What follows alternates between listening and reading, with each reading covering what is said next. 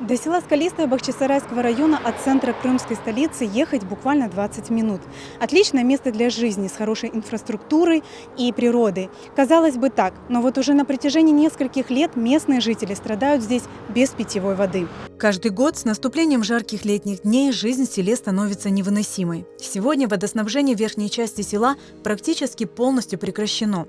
Валентина Нежнова с горечью рассказывает о своих саженцах, которые сгорели без воды под палящим солнцем. Сажаешь, копаешь весною, радуешься. Потом вот пришло это все лето, и все, и тишина. Вот сейчас зайдите, посмотрите, мой весь огород. Все это высыхает, все это вот, уже пустыня превратилась. Как лето начинается, вот у нас нету воды. Местные жители не раз обращались к местным властям с просьбой решить проблему, благодаря чему был организован подвоз воды. Но этого недостаточно. Привозят ее не каждый день, дают совсем мало. Вот.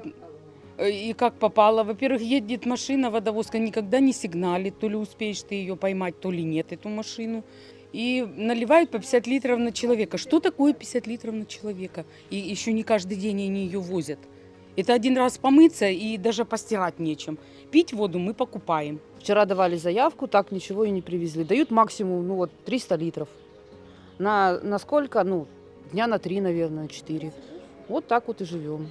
Детям надо и постирать, и приготовить, и помыть. А где? Старший хоть на ставок ходит с дедушкой, хоть как-то. А младшую тоже моешь, грубо говоря, через день, через два, а то и раз в неделю. Ситуация усугубляется еще и тем, что воды нет не только в центральном водопроводе, но и в придомовых скважинах и колодцах. Уже сколько было председателей сельских советов, обещают, ничего не происходит. Ищем воду где можем, где на родниках, где там по соседям, у кого есть скважины, вот так. У вас у самих скважины нет? Нету. Она есть, она сухая, ее сделали, тут скважина, это кому как повезет. Пробьют скважину, есть вода, нет, значит нет. Вот у нас нет воды. На отдельных улицах в центре Скалистого вода все же есть, однако дают ее лишь по часам и в основном ночью. В 4 этаже живу, у нас вообще нету. Или я встаю в 3-5 утра, чтобы набрать бак или все вот баклажки там, бутылки, все кастрюли, все набираю воды, потому что днем нету воды вообще. И то надо ловить, когда есть вода. И то она идет где-то полчаса, больше не идет. Подвозку делали воды. Представьте, у нас же пожилых людей тоже много. И поднимать на 4-й, на 5-й этаже эту воду, таскать вот это ведрами, это тоже не выход из положения. А вода нам нужна. По мнению местных жителей, нехватка воды не связана с засушливым периодом или пересохшими водохранилищами, как ранее утверждали местные власти. Это проблема постоянная, она не исчезала вообще никогда. С 2020 года она очень острая. То есть раньше подача воды была по часам. Утренние часы и вечерние. Качала подкачка.